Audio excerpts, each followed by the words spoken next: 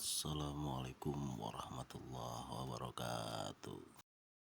Allahumma sholli ala sayyidina Muhammadin wa ala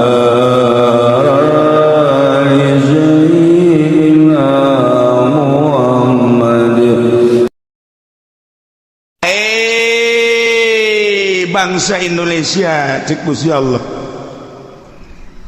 loba teuing sa Indonesia mah hei 10 Jawa bating hei saprovinsi Jawa Barat gede teuing hei Banten sabanten guys cukup sabanten malah. Wahai manusia-manusia cek Gusti Allah di dunia umumna sadunya khususna ahli Mekah termasuk Indonesia lamun umum hei manusia-manusia can jelas itu ya kajelema anu nyari cingan bumi nyeun imah anu kokoh meuli imah teh lain sakadar puluh juta ratus miliaran kadituna bahkan belas miliar 10 miliar bahkan lain boga imahna hiji ya urusan imah geus masalah geus ieu kalakuan kuari cara ricing di bumi Allah kalakuanana meuli korupsi zina juri bahkan teu percaya ka pangeran bahwa nu nyieun langit bumi teh Allah can jelas kitu ka jelema nu eta mibadi hilaki ahliya sabada dirusak ahli-ahli nu balaheula awas maka tadi dijadikan iboh, tadi dijadikan barometer. Allau nasya'u asabnahum bihurubihim. Kaon. Sia lamun aing ngersakeun sarua aing ngingsak sia sakumaha ku dosa-dosa sia. Lamun sia dosana zina sarua jeung umat Kangjeng Nabi Lut ngadungling moal henteu ku aing siksa seperti Kangjeng Nabi Lut umatna. Lamun sia buang kawarah ka Gusti Allah ka ajak Allah deuleu kaum Samud deuleu kaum Ad teu saeutik nu ku aing baheula teh disiksa terus-terusan ku hari Indonesia sia kades mabok ambalaya di Indonesia awas ya cak Gusti Allah zina kuari mages ambalaya menutup kemungkinan lau nasya'u asabnahum bidzunubihim iksain sarua jeung umat baheula maling korupsi terus bae awas lau nasya'u asabnahum bidzunubihim mentek memehna ku Gusti Allah kuari dipanaskeun awas baheula teh kaum Adban nu dibere panas teh 3 tahun teu hujan 3 tahun bayangkeun 3 tahun teu hujan hese ka dieu ka ditu datangkalan geus tandus 3 tahun teu hujan batla luar biasa turun Rasul diturunkeun ku Gusti Allah Kangjeng Nabi Hud alaihissalam dakwah bejakeun Hud ka umat lamun hayang subur mahmur lah jinawi percaya na ulah ka batu nyembah na ulah ka makhluk coba kain gitu bejakeun dakwah Kangjeng Nabi Hud terus-terusan dilelewe ku umatna terus bae dilelewe saeutik pisan nu iman ka Kangjeng Nabi Hud panas makin menjadi-jadi diutus salah seorang ka Baitullah datang ka ditu ka Baitullah nu kamari didongengkeun teh ayalah kiriman teh mega mendung wah bararungah majar teh bakal hujan ternyata angin ngagelubung angin muter sabada Kangjeng Nabi Hud jeung pengikutna titah keluar eta kapan siksa cek Allah tuh jadikeun barometer awas di Indonesia geus sabaraha bulan urang dibere panas hujan di mana-mana guludugan jeung kilatan samarukna hujan bener beureun geus dihitung ku ari di nagara geus beak sabaraha puluh miliar ieu ganjeun hujan teh nyararaha urang mah asal hujan seuri padahal mah ieu teh geus ditotal sabaraha miliar beakna namun teu dihujankeun urang teh kuari panas ambal ya pohara luar menyengat cirina cek ahli palak mah angin heula kilat teh guludug teh ieu mah hujan eueuh kilat eueuh angin sabarukan kumaha awas lamun nangtangan ka Gusti Allah bisa jadi berkepanjangan ya panas Tangerang geus kekurangan cai pasokan air anu bakal ke Jakarta teh anu geus ka Jakarta ditutup lantaran untuk wilayah Tangerang ge kekurangan Serang geus kekurangan cai ku ari mah kamari ieu rong Purwakarta di Purwakarta geus batela kurang cai Karawang ge lamun teu ngandalkeun Jatiluhur mah geus eueuh cai Allah maha kawasan ke kumaha meureun ke sanajan aya Jatiluhur wallahu alam ngan tetep bae urang ngadoa mah tetep ngadoa bae ngan hidup disiksa mah babari jasa teu puguh teu karuh sadane macet siksa teh Allah da kumaha coba ieu tos urang ka Jawa Tengah ka ditu kurang moga informasi di Yogyakarta geus parah jasa eueuh cai tapi iya orang masih kene leha-leha kene zina nu mabok pemerintah korupsi terus baik nangtangan Allah awas berkepanjangan iya kena tegur ku Gusti Allah awas mendak lobakeun lah istighfar ka Gusti Allah subhanahu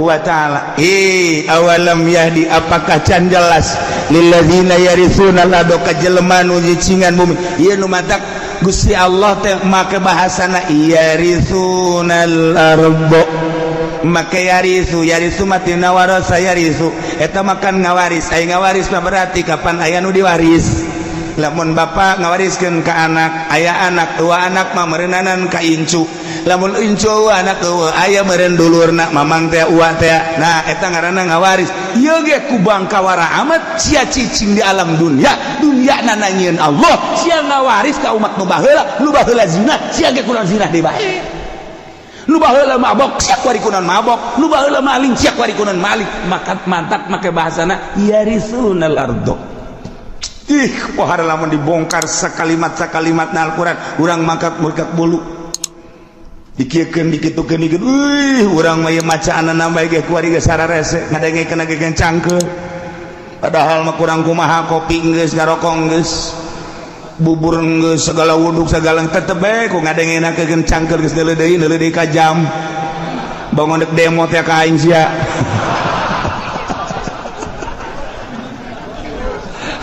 Gusti Allah lagu ento ngeta mun boga janji meureun deui jam ieu janji aing jeung jahe tuh ieu bahasa yarisuna sia cicing neruskeun lalakon umat nu baheula zina disiksa umat nu baheula mabok disiksa ku Gusti Allah umat nu baheula maling disiksa ku Gusti Allah umat nu baheula kafir disiksa ku Gusti Allah awas sia ngawaris nu baheula sarua sia ge ku aing disiksa deui geus kasaksian ku urang kamari ieu tsunami 200.000 manusia sahina jasa mobil single yang imah bangunan single lenceng asahina jasa kabeh dunia jeung manusia seusina sahina urang neuleuh tsunami gempa Yogyakarta tsunami Pangandaran gempa Sukabumi Gunung Galunggung Yogyakarta gunung deui kuari ke batuk-batuk bae gunung deui sarua bae teguran ti Gusti Allah ieu teh ulah kejadian alam sakumaha nu kamari dicaritakeun ieu teh teguran ti Gusti Allah kuari panas teguran ti Gusti Allah ayo sia Presiden Jokowi nek merubah tentang perekonomian sia dek beralih nu tadina Amerika kuari dek diasupkeun Hong Kong Cina kuari sia dek diasupkeun Cina kuari berangkat ya negara teh hayo sia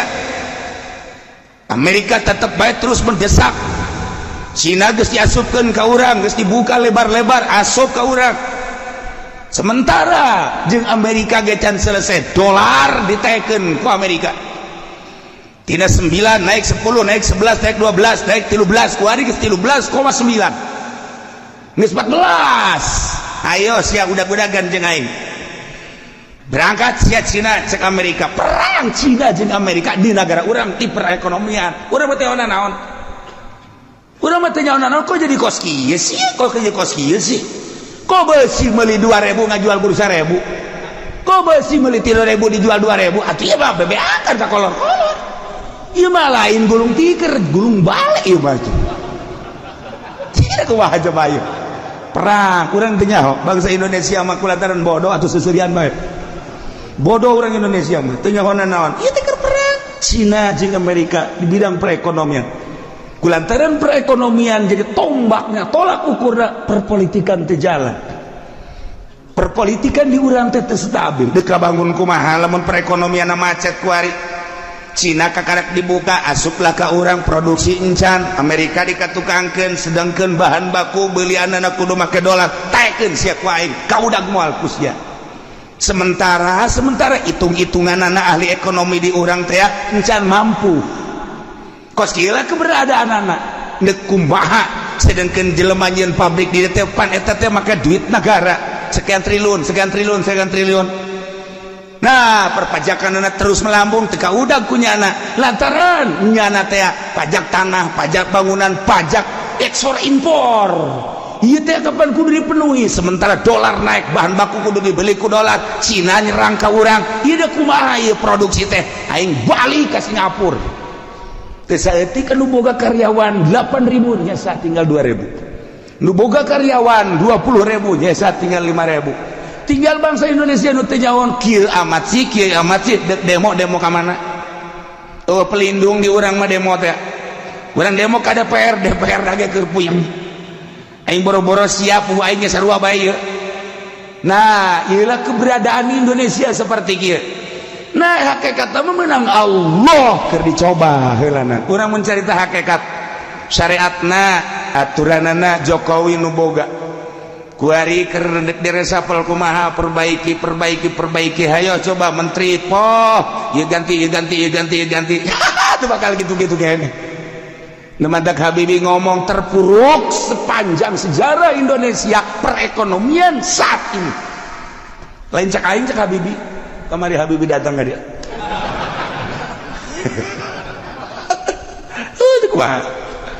Nah ieu keur carita keberadaan negara.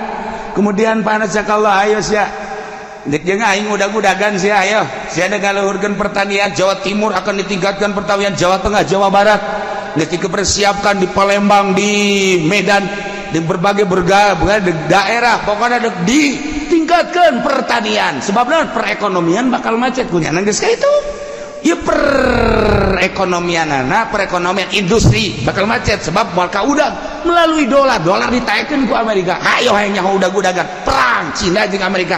Asal Cina naik perang. Lamun Cina terus memaksa dolar bakal 15. Lamun Cina terus bae ku Indonesia dibere diketeruskeun naik 16.000. Jadi dari kumaha kamu aja perangnya anak. Ayo cek Amerika. Pas gitulah perang. Beda deui jeung perang di Irak, lain deui di Irak mah.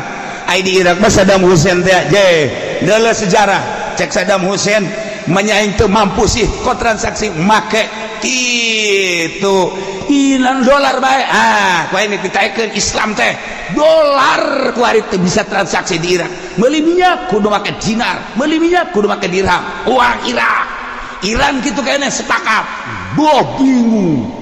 bingung kalah Amerika sakedeung nyieun lah nyana perkumpulan ieu mah lamun diteruskeun bakalna negara Islam di mana-mana bakal terulang kembali wali sanga zaman Ki Raden Patah dengan Saddam Hussein. Islam akan tinggi urang mah teh nyawa minyak dengan sakitu perang perekonomian. Nah dijadikan biologi di Irak teh ngan omongan Amerika teh dihajar ku Amerika sorangan moal kuat Irak dihajar ku dua anjing iris moal kuat dihajar jeung Prancis moal kuat nyeulat multinasional hajar Saddam Hussein sebab urang bahaya ka dituna bisa-bisa Islam naik deui Islam nu mantak marudah sadunya kamari mah tanpa aya nu nitah spontan tuh lamun dibuka sejarahna kos gitu kuari di Indonesia geus tambah geus carita Irak tamang geus beres tamang geus beres geusan tamang geus geusan heulanan kuari urang mah carita Jokowi presiden urang eta kajen kumaha ge perang Amerika jeung Cina ayo udag-udagan sia kau bisa teh sia ketika Cina terus yen naik jeung uang Cina naik yaitu dan non Amerika masih kene siap naik dolar mual kuat kajian hukuman nu mantap cik Jokowi urang kuari mah beralih ke pertanian urang siapkan pertanian wah geus disiapkeun nya lagi geus boga pemikiran ieu mual kuat ngudak dolar Amerika teh mual kuat geus urang kana pertanian cak Allah lain kitu titah ibadah atuh ka aing jas siang ngandelkeun pertanian teh ngandelkeun hujan panaskeun ku aing lain titah ibadah hendangan udag-udagan bejakeun para ulama nu sekeliling mengelilingi Jokowi kita ibadah ka Gusti Allah kitu masyarakat ulah udag-udagan yang ka kawasan Allah lamun dipanaskeun panas anu luar biasa deuleu India deuleu Pakistan brek tarakai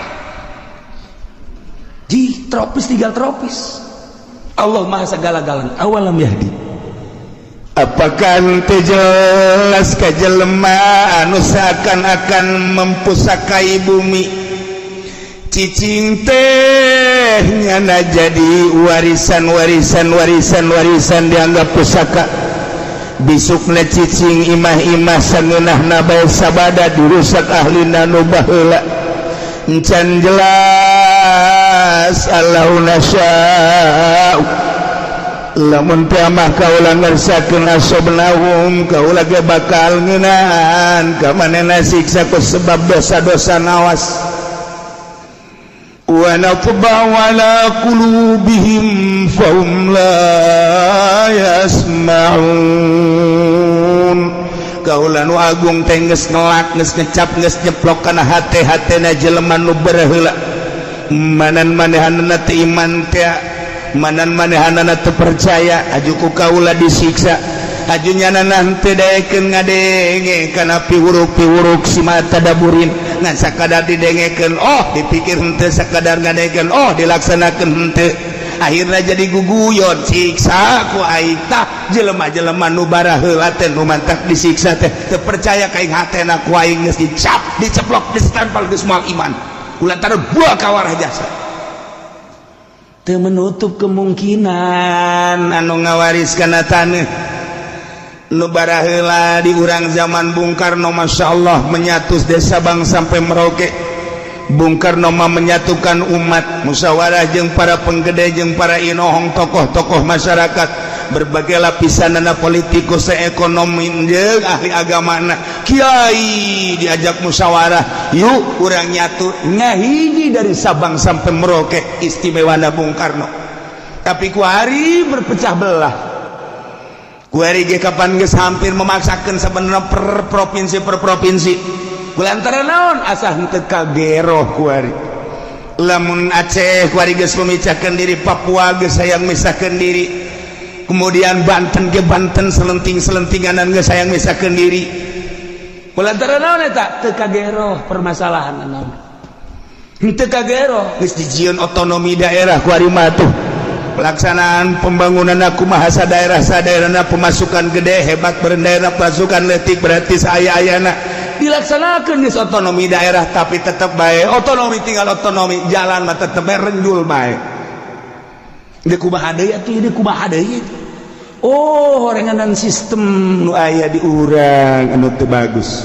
atawa manusia-manusiana geus moho kana sistem nu aya geus kudu dikumahakeun ieu mah keur nyaritakeun kebangkrutan urang diceplok ku Allah komo lamun datang ka lain sekedar mabok lain sekedar zinah lain sekedar korupsi bahkan manehanana kufur teu percaya ka Allah ieu diceplok ku Gusti Allah asal geus kararitu deuleukeun cak Allah law nasya'u asabnahum bidzunubin siksa ku aing teu menutup kemungkinan cara umat nu baheula jaga kurang dina siksa Allah urangna babalik ka Gusti Allah subhanahu wa ta'ala tilkal quratu kampung tuh negara tuh kota allati maradikruha nu geus dicaritakeun tadi geus kaliwat naqussu alaika kaula nu agung nyaritakeun ka anjeun ya Muhammad he Muhammad min ambaiha tina caritaan-caritaan eta negara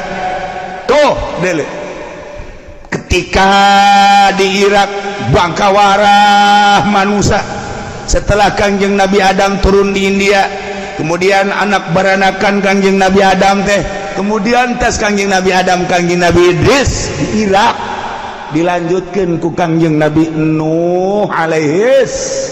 Tilkal qura tuh kampung Irak, tuh negara Irak Utara.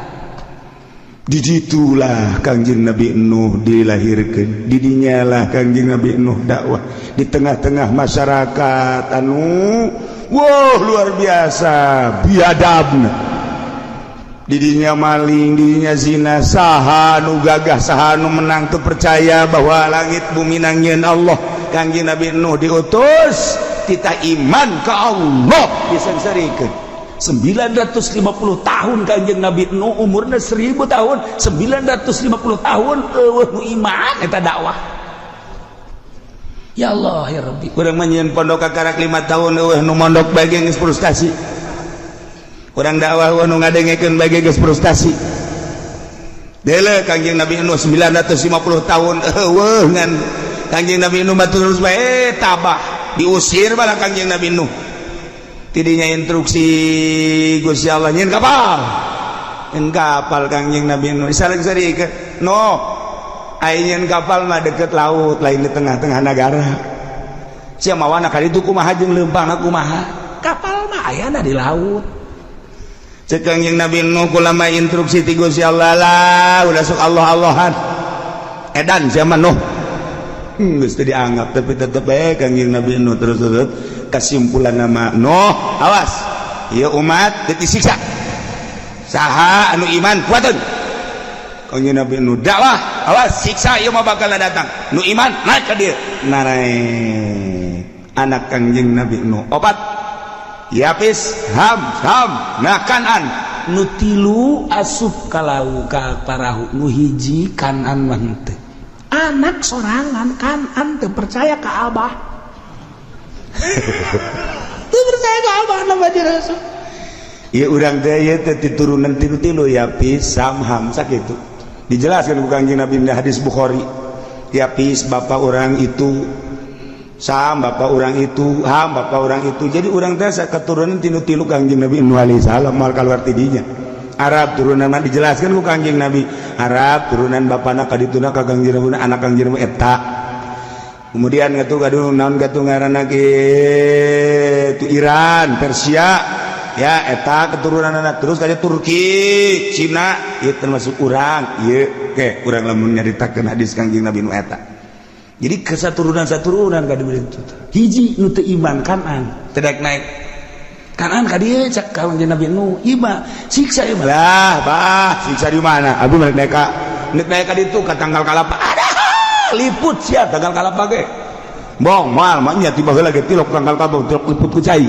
Ieu mah siksa. Sadunya imah mal bah kali dia lah kalau malamun tanggal kalapa dikaliput kalau mah ke gunung geus atuh teh iman ngaranna terus disiksa teh naik di mana Kangjeng Nabi Nuh itu singgahna ye gunung naon gara-garana kapal judi dina Al-Qur'an gunung judi di mana eta di Turki.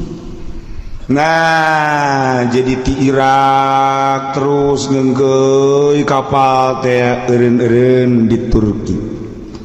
Tah eta lah kuari geus diketemukan di Gunung Ararat di dinya Turki aya kapal Kangjeng Nabi Nuh sebelah kirina sekitar bangsa 50 meter di dinya aya masjid. Masih aya keneh kuari ke masjid urut Kangjeng Nabi Nuh alaihi salam. Geus jadi batu masjid Kangjeng Nabi Nuh teh. Jadi nyala kapal aya kena urut kapal Kangjeng Nabi Nuh. Jadi kapal teh singgah teh lain di laut tapi di luhur gunung judi. Kuari aya kene. Kuari aya kene geus dipoto urut kapal Kangjeng Nabi Nuh teh.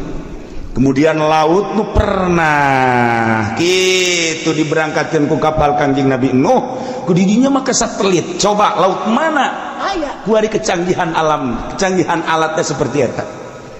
Jadi kuari lebar kapal Kangjeng Nabi Nuh, panjang kapal Kangjeng Nabi Nuh diketemukan oleh 4 negara. 1 negara Amerika bersama-sama dengan Arab, nomor katilu Jerman, nomor kaopatna Irak. 4 negara Mesir, 4 negara ieulah anu terus menelusuri tentang kapal Kangjeng Nabi Nuh kuari geus dijadikeun kitu mitos geus dijadikeun kuari aya kapal Kangjeng Nabi Nuh masjidna aya urut Kangjeng Nabi Nuh singgah di luhur gunung masyaallah aya dua masjid hiji di dinya nomor kaduana di Tajikistan. Nah, jadi eta lamun urang ka ditu engke naik ka gunung bakal kapanggih jeung masjid urut Kangjeng Nabi Nuh alaihi salam. Ke lamun urang ka Tajikistan ka ditu ente naik kula balik. Para raih bisa sia di luhur gunung. Aya tapi maka kapal heli di sorotan aya. Masyaallah.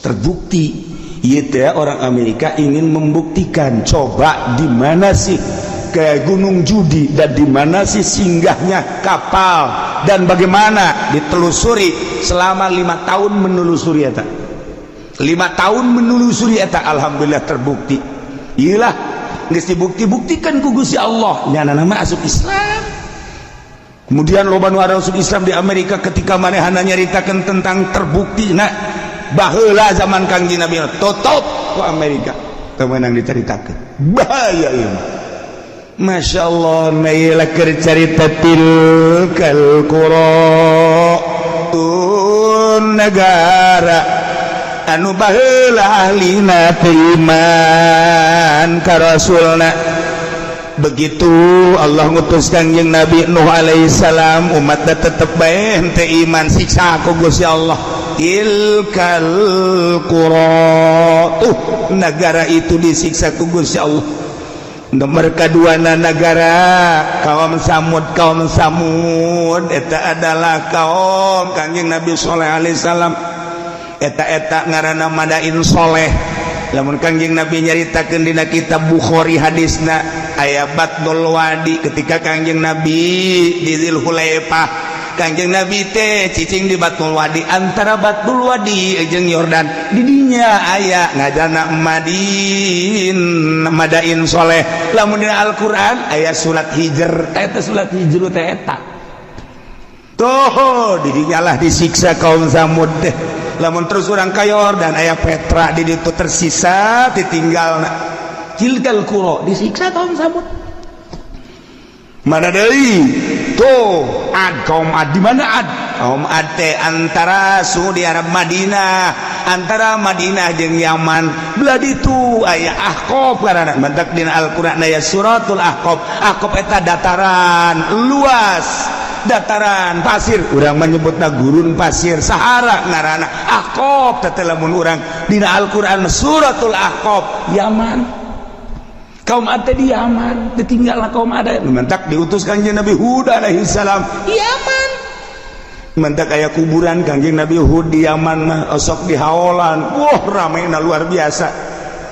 ditinggal para nabi di Yaman Kangjeng Nabi Kangjeng Nabi Sulaiman aya di Yaman ditinggalna Kangjeng Nabi Sistea kemudian Kangjeng Nabi Hud ya aya berbagai nabi-nabi jeung wali-wali nu mantap paling istimewa sadunya adalah Yaman sunina kuat jasa gempur ku Yahudi moal bisa Yahudi ngagempur eta lamun tanpa make umat Islam dicuci otakna anak buahna teh dicuci otakna supaya menyatakan Islam seperti ieu jadikeunna ISIS berangkat kuari ku ISIS diacak-acak kuburan-kuburan teh wah kiai-kiai terus dibeak ISIS terus baik iyalah supaya jadi Wahabi sebab ku Wahabi Yahudi nginahin jasa ku Yahudi mah ku Wahabi mah Yahudi teh nginahin jasa nek nyaplok nanaon ge itu hasil-hasil bumi teh nginahin jasa selama make Sunni ortodok lamun di Irak mah Islam ortodok ahli toriko iya bahaya urang teh teu meunang nyaritakeun tentang tuh Tuan Abdul Qadir urang teu meunang nyaritakeun tentang Kangjeng Nabi urang teu meunang nyaritakeun tabaruk Yahudi teh ngaulahkeun hese ku Yahudi mah melalui Wahabi kos kitulah kuari asup ka Indonesia Wahabi Syiah asup mentak lobalah pertanyaan-pertanyaan mahasiswa untuk mempertanyakan kebenaran kewalian Maulana Hasanuddin, mempertanyakan kebenaran kewaliannya Syekh Yusuf, mempertanyakan kewaliannya Syekh itu Asnawi, mempertanyakan kewalian Wali Sanga, ketika orang nyaritakeun nyana wali apa dasar kewalian coba lamun tahun-tahun sabaraha naon ditinggalna. Nah ketika orang nyaritakeun Cirebon Syekh kitu Syarif Hidayatullah dideuleu ku urang keramikna, dideuleu ku urang potongan bangunanana, ieulah ngajadikeun mitos maka didinyalah bakal kanyahoan tahun sekian maka dengan ayana kos kitu jelaslah kewalian Syekh Syarif Hidayatullah dihancurkeun kunyana supaya anak incu urang ulah bisa nyaritakeun deui. Di urang tidak menutup kemungkinan bakalna Cirebon hancur, Wali Sanga kabeh dihancur-hancurkeun, Banten ge dihancurkeun. Supaya kuari mah urang masih kan bisa nyaritakeun, engke bukuna bakal dibeakeun kabeh beuleuh. Rencana Yahudi seperti eta. Ulah sampaikeun ka nyaritakeun karuhun-karuhun kewalian. Ieu nu mantak jadi kekuatan Islam teh. Nu mantak kuari Arab teu kuat teh lantaran naon? Lantaran nyana geus teu nyaritakeun. Di mana makom Siti Khadijah kuari geus teu kadeuleu? Di mana ditinggal Kangjeng Rasulullah geus teu kadeuleu, malah kuburan Kangjeng Nabi ge deuk dipindahkeun. Ya teh Yahudi. Ya Wahabi nurut bae deui. Ini kumaha coba ieu? Nah, mantap kuari digempur memeh Mekah jeung Madinah. Kangjeng Nabi nu bakal diacak-acak engke Yaman heula, sebab di Yaman lah loba ditinggal ahli sunnah wal jamaah nabi-nabi. Irak geus hancur, kuari Yaman dihancurkeun. Engke terus tas Yaman bejana ka Indonesia. Moncongna geus dikieukeun tah. Di Australia moncong geus dikieukeun. Tepat Cikupa. Geus diukur kunyana, dika Cikupakeun bae ka janceun aya citra. Aya anu ngabisiki, coba teh ka Puri, ulah Puri mah eueuh teh mah Puri mah. Puri mah aman nu zina nu mabok. Eueuh di dinya mah. Aya ge anu eta doang ngesian 50. Ka ieu di urang teh geus di berbagai sektor di luhur geus diasi ku Wahabi pun hayang nyaho. Di kepemimpinan